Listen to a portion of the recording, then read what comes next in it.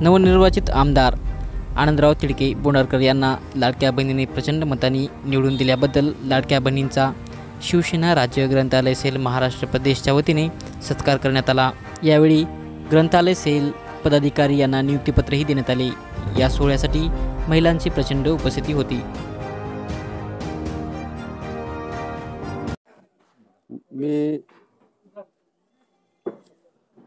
मी busy Deshmukh, Shiv Sena राज्य ग्रंथालय राज्य अध्यक्ष। शिवसेना पक्षाचं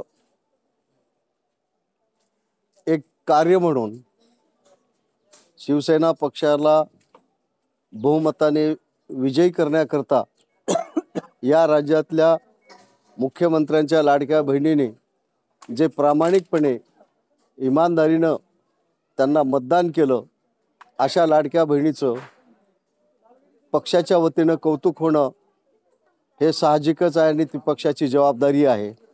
ती जबाबदारी पूर्ण करण्याच्या हेतूनं आम्ही ग्रंथालय सेलच्या वतीनं या जिल्ह्यातील लाडक्या बहिणीचं सन्मान म्हणून, त्यांचं कौतुक म्हणून, त्यांचा उत्साह टिकवण्यासाठी म्हणून, भविष्यामध्ये शिवसेना पक्षाची एकनाथ शिंदे साहेबांची नाड जुळून राहण्यासाठी म्हणून आम्ही त्यांचा फार मोठा सत्कार केला, त्यांचं कौतुक केलं।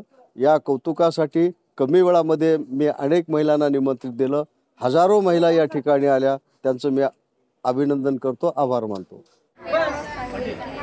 लाडक्या बहिणीला एवढा मोठा सन्मान दिल्यामुळे मुख्यमंत्री साहेबांचे खूप आभार मानते आणि लाडक्या बहिणीने आत्तापर्यंत जे प्रेम दाखवलं तसं इथं पुढे पण असंच प्रेम दाखवावं हेच सांगते त्यांना। पूर्वामध्ये असं महिलांनी आपल्याला दाखवून दिलं की बहुमताने तर निवडून तर आपल्याला दिलं, पण लाडकी बहीण योजना सुरू केली त्यामुळे नवरे महिलांना किती खर्च करतात, लग्नामध्ये शपथविधी घेतात, सर्व घेतात, पण महिला भावानं 500 रुपये जर साडी टाकली तर ही माझ्या भावानं टाकली म्हणून असं महिला दाखवते प्रत्येकाला।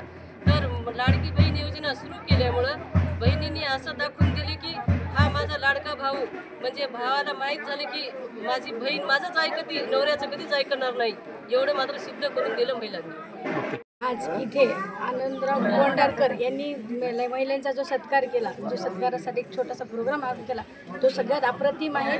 आणि यात माझं सांगणं आहे का त्यांनी जो एकनाथ शिंदे साहेबांनी जो उपक्रम लावला त्याच्या मागोमाग यांनी पण हा उपक्रम सुरू केला, हे खूप म्हणण्यासारखं आणि धन्यवाद आहे त्यांना मनापासून। पण एकच आहे माझं म्हणणं, ह्या सगळ्या बहिणी माझ्या पाठीमागेच आहेत, त्या लाडक्या बहिणी येतात, पण एक आहे यात सगळ्यात मोठा मुद्दा आहे ना शेतकऱ्यांचा। आज शेतमालाला ज्या पद्धतीने भाव नाही आहे, त्या पद्धतीने भाव भेटला तर हे जी योजना आता आपण म्हणू मुख्यमंत्री साहेब ही 100% योजना चालू ठेवते, यदा कदाचित प्रॉब्लेम आला तर शेतकऱ्यांचा भाव यांनी सगळ्या गोष्टीला दिला तर महिला इतकी आनंदाने खुश होईल लाडक्या बहिणीपेक्षा जास्त। कारण आज ना पडता भाव एवढा झालाय, यात शेतकऱ्यांचं एवढं हॅरासमेंट होतीये आणि शेतकरी वरच्या वर खालावत चाललाय। यामध्ये शेतीचा दर्जा तो व्हॅल्युएशन वाढते पण मालाचा दर्जा बिलकुल वाढत नाही। ही माझी कळकळीने विनंती आहे का त्याने हा मुद्दा सगळीकडे न्यावं आणि सगळ्या प्रस्ताव सांगावं बाबा नाही शेतमालाला भाव भेटलाच पाहिजे। आणि आजही आमची इच्छा आहे मनापासून माननीय मुख्यमंत्री एकनाथ शिंदे साहेबच पुन्हा मुख्यमंत्री व्हावं, ही सगळ्यांची इच्छा आहे का?